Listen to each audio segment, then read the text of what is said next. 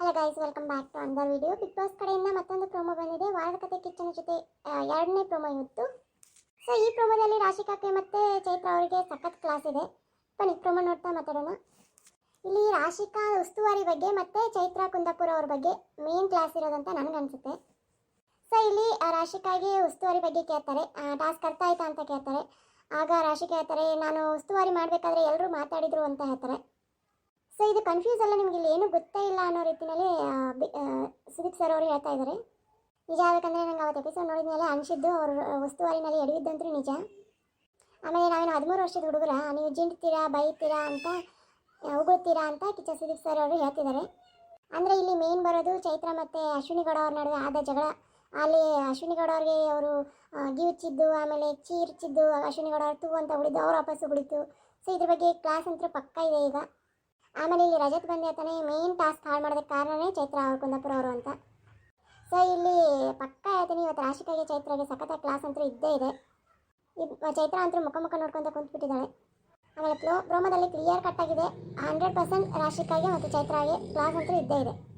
ನೀವು ನೋಡಬೇಕಾಗಿದ್ದರು ಡ್ರಮ್ ವಿಚಾರದಲ್ಲಿ, ನೀರಿನ ಅಳತೆ ಚೆಕ್ ಮಾಡೋ ವಿಚಾರದಲ್ಲಿ ನೀವು ನೋಡಬೇಕಾಗಿತ್ತು. ಅವರು ಫಸ್ಟು ಸ್ವಲ್ಪ ಇದೆ ಅಂದರು, ಆಮೇಲೆ ಆ ಸೈಡ್ ಬಂದ ತಕ್ಷಣ ಜಾಸ್ತಿ ಇದೆ ಅಂತ ಅಂದರು. ಒಂಥರ ಮ್ಯಾನಿಪುಲೇಟ್ ಆದರು. ಆಮೇಲೆ ಅವ್ರ ಡಿಸಿಷನ್ ಅವರೇ ತೊಗೊಳಕ್ಕೆ ಬರಲಿಲ್ಲ ಅಂತಲೂ ಅನಿಸ್ತು. ಮೋಸ್ಟ್ ಮ್ಯಾನಿಪುಲೇಟ್ ಆಗಿದ್ದು ಚೈತ್ರ ಅವರಿಂದನೇ ಅಂತ ಎದ್ದು ಕಾಣಿಸ್ತು ಅಲ್ಲಿ. ಆಮೇಲೆ ನೀವು ಪ್ರೋಮೋದಲ್ಲಿ ನೋಡಬೇಕು, ಅಲ್ಲಿ ಇದು ಯಾರು ರಕ್ಷಿತಾ ಮತ್ತು ಧ್ರುವಂತ್ ಅವರು back to Bigg Boss house. But ನಾನು ಅನ್ಕೊಂಡಿದ್ದೆ ಮಂಡೇ ಬರ್ತಾರಂತ, ಆದರೆ ಸುದೀಪ್ ಸರ್ ಇವಾಗಲೇ ಕಳಿಸಿದ್ದಾರೆ. ಚೆನ್ನಾಗಿದೆ. ಇಲ್ಲಿ ಹೇಳ್ಬೇಕಂತಂದರೆ ಎಲ್ಲರೂ ಕ್ಲಾಸ್ ಇದ್ದೇ ಇರುತ್ತೆ. ರಕ್ಷಿತಾ ಆಗಿರ್ಬೋದು, ಮತ್ತು ಧ್ರುವಂತ್ ಆಗಿರ್ಬೋದು, ಮನೇಲಿರೋರಾಗಿರ್ಬೋದು, ಇನ್ಕ್ಲೂಡಿಂಗ್ ಎಲ್ಲರೂ ಇಟ್ಕೊಂಡು ಇವತ್ತು ಈ ಸಲ ಮಾತ್ರ ಸಖತ್ ಕ್ಲಾಸ್ ಇದೆ ಅಂತ ಹೇಳ್ಬೋದು. ಆಮೇಲೆ ಇಲ್ಲಿ ರಾಶಿಕಾ ಒಂದಿಟ್ಟು ಫೇವರಿಸಮ್ ಮಾಡಿದ್ಲು, ಅದಕ್ಕೂ ಕೂಡ ಇದೆ. ಯಾಕಂದರೆ ಅವ್ರಿಗೇನಾದ್ರು ಕ್ಲಾಸ್ ತೊಗೊಳ್ಳಿಲ್ಲ ಅಂದರೆ ಮುಂದೆ ಯಾರು ಉಸ್ತುವಾರಿ ಮಾಡ್ತಾರೆ ಅವ್ರಿಗೂ ಕೂಡ ಅದು ಎಫೆಕ್ಟ್ ಆಗೇ ಆಗುತ್ತೆ ಅಂತ ನನಗನ್ಸುತ್ತೆ. ಆಮೇಲೆ ಉಸ್ತುವಾರಿ ಬಗ್ಗೆ ಎಷ್ಟು ಸಲ ಬಂದು ಕಿಚ್ಚ ಸುದೀಪ್ ಸರ್ ಎಲ್ಲ ಬುದ್ಧಿವಾದ ಹೇಳೇ ಹೇಳ್ತಾರೆ. ಆದರೆ ಇವ್ರು ಮಾತ್ರ ಪದೇ ಮಾಡೋದಂತೂ ಬಿಡ್ತಾನೆ ಇಲ್ಲ. ನೋಡ್ಬೇಕು ಎಲ್ಲಿಗೆ ಹೋಗಿ ಮುಟ್ಟುತ್ತೆ ಅಂತ. ಸೊ ನನಗೆ ಅನಿಸುತ್ತೆ, ಉಸ್ತುವಾರಿನಲ್ಲಿ ಇಬ್ಬರನ್ನು ಕೊಟ್ಬಿಟ್ಟಿದ್ರೆ ಚೆನ್ನಾಗಿರ್ತಿತ್ತು. ಯಾಕಂದರೆ ಎಷ್ಟೋ ಜನ ಫ್ರೀಯಾಗಿ ಕುಂತ್ಬಿಟ್ಟಿದ್ರು, ಆವಾಗ ಡಿಸಿಷನ್ ತೊಗೊಳೋದಕ್ಕೂ ಈಸಿ ಆಗ್ತಿತ್ತು. ಆದ್ರೂ ಹೇಳಕ್ಕೆ ಬರೋದಿಲ್ಲ, ಉಸ್ತುವಾರಿ ಎಲ್ಲಾದರೂ ಅಂತದಲ್ಲಿ ಎಡವೇ ಬಿಡ್ತಾರೆ. ಸೊ ಇವಾಗ ಲಾಸ್ಟ್ ಟಾಸ್ಕಲ್ಲಿ ಕೊಟ್ಟರಲ್ವ, ಆ ಥರ ಕೊಟ್ಟಿದ್ರೆ ಚೆನ್ನಾಗಿರ್ತಿತ್ತು. ಬಟ್ ಏನೇ ಹೇಳು, ಉಸ್ತುವಾರಿ ಕೆಲಸ ಉಸ್ತುವಾರಿ ಮಾಡಲೇಬೇಕಾಗುತ್ತೆ. ಎಲ್ಲಾದರೂ ಒಂದಿಟ್ಟು ಎಡವೇ ಇಡುತ್ತೆ, ಆದರೆ ಮಾಡಬೇಕು ಸರಿಯಾಗಿ. ಸೊ ಯಾಕಂದರೆ ಈ ಡ್ರಾಮಲ್ಲಿ ಏನಾದರೂ ಆದರೆ ಆ ಡ್ರಾಮಲ್ಲಿ ಕರೀತಾರೆ, ಆ ಡ್ರಾಮಲ್ಲಿ ಆದರೆ ಈ ಡ್ರಾಮಲ್ಲಿ ಕರೀತಾರೆ. ಇದೊಂದೇ ಅಲ್ಲ, ಎಲ್ಲ ಟಾಸ್ಕಲ್ಲೂ ಹಂಗೆ ಆಗುತ್ತೆ. ಯಾಕಂದರೆ ಇಬ್ಬಿಬ್ಬರು ಕೊಟ್ಬಿಟ್ರೆ ಕ್ಲಾರಿಟಿ ಇರುತ್ತಲ್ವ, ಅದು ಕ್ಲಾರಿಟಿ ಬೇಕು ಮೇನು.